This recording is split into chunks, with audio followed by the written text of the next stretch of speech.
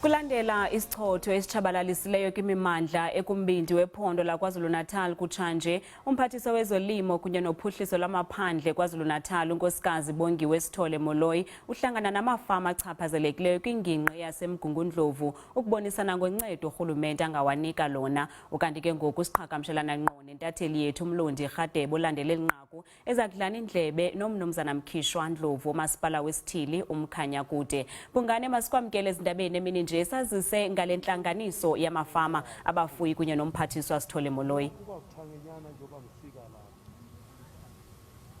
Asibingelele kakhulu lesa sibingelele kumbukele ekhaya isimo esifundazweni saKwaZulu-Natal bathi sibi kakhulukazi ekwabatshalayo noma kubalimi ikakhulukazi esifundazweni saKwaZulu-Natal bakhala kakhulu ngokuthi imvula yize imvula beyidingakala kodwa ke eindaweni eziningi sithe yaba nomonakalo omkhulu njengoba lapha khona abalimi abangasakwazi ukuthi baphume baye emaplazini bayolima nokuthi bangakwazi ukuthi baphume bayothenga mhlambe izinsiza zokuthi bakwazi baqhubeke nokwenza umsebenzi. Kanti eduzane kwami sinobaba lana uNdlovu uzositshela kafushane nje ngendawo yaseMkhanya kude.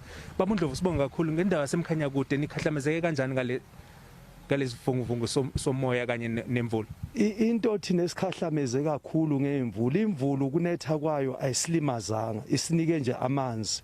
Kodwa into esilimazile kakhulu ngapha ngezansi komkhanya kude silinyazwe umbani kakhulu ngoba kuthinteka imizi. Nami nje ngila umuze engihlala kunkosikazi wami uthintekile useyinhlungwini nakamfowethu umfana omfowethu uthintekile useyinhlungwini. Kube sokube ngabalimi engiye ngathola nabo bengifonela kwesinye isigodi engingazange ukuthi imizi emingaki nakhona elimele kodwa bebangifonela nje sikhuluma ngoba nami nginomonakalo. Akekho report engqo ukuthi imizi mingaka ngoba angireport la nginosizo engalwenza. Kodwa abantu esibanikeza yonke information njengombani sesifonela amakhansela ethu kumasipala.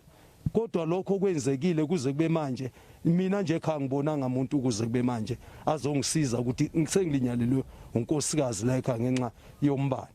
Ngokwenkomo ke omakhelwane bami nami futhi engibatholile ukuthi balinyalelwe izinkomo ngombani futhi ngoba ngibatholile omakhelwane abathathu. Ukwanda kwendawo esikuyo angazanga ukuthi kusabalele kangakanani kodwa lo mbiko kulula ukuthi nguthole uma udingeka.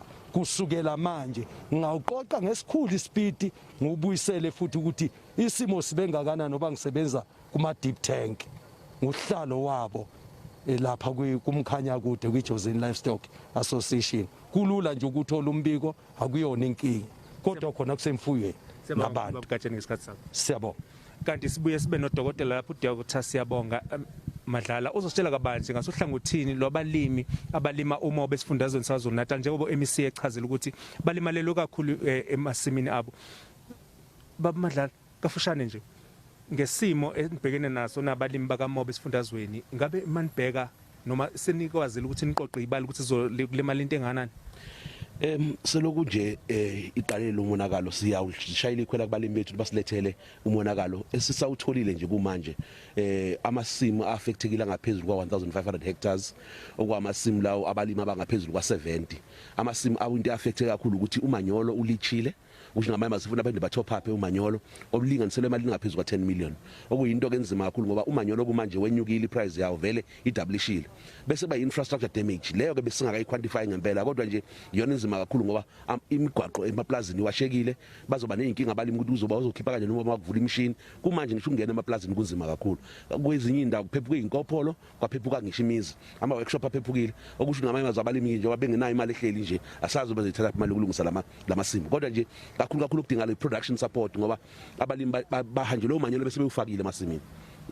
Njengamanje sibona nihlangana lapha no-MEC kanye nohulumeni esifundazweni saKwaZulu-Natal ngabe iziphi izinto enifukhala ngazo kakhulukazi njengabalimi? uMEC ukhuluma into enkulu yokuthi ngomthetho kufanele ngabe sesideclarewe njenge disaster ngoba lemvula noma sijabulela imvula njengabalimi ngeke sicomplain kakhulu ukuJehova ngemvula. Ingcono yona imvula kunesomiso kodwa njengamanje isibe excessive kakhulu. Amanye amasimu waterlogged, okusho ngamanye amazwi abanye abantu basazoke babe nenkinga ukuthi ke bangena kanjani emasimini ngoba noma usufuna ukufaka ke kona umanyolo akungeneki lawo masimu lawo ke ngoba agcwele amanzi. So kahle kahle sidinga ukuthi uhulumeni wethu angenelele ukuthi ayenze ibe disaster lesimo ebese silekeleleka ngeinsiza ke ngoba simbonile umnyango ufuthi usilekelela even ngalesikhathi se-unrest sathola imali yakwa-IDC naye bebalele amamiliyoni athile ukulekelela abalimi. Njengamanje sidingenye ulunye usizo njalo. Sibonga kakhulu Dr. Lesikhathi sakho. Sibonga kakhulu. Laba abalimi esifundazweni saKwaZulu-Natal abaveza kabanzi ukuthi babhekene naziphi inkinga ngalesi sikhathi njengoba kunalemvula enayo ngamandla. Sibuyisele intambo kwenalisa e-studio.